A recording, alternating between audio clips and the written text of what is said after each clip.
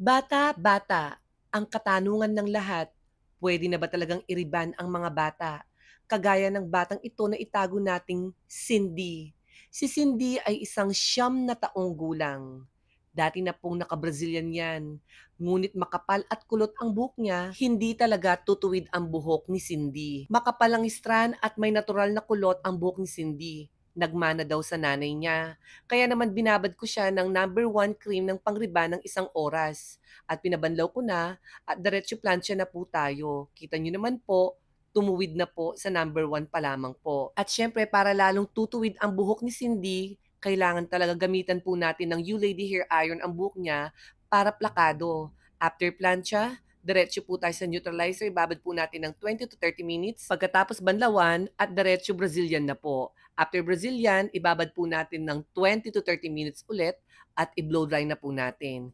Dito pa lamang po sa pagbo-blow dry, nawala na po yung bakokang ni Cindy. Ano nga ba yung bakokang? Yun po yung umbok-umbok niya at natural na kulot.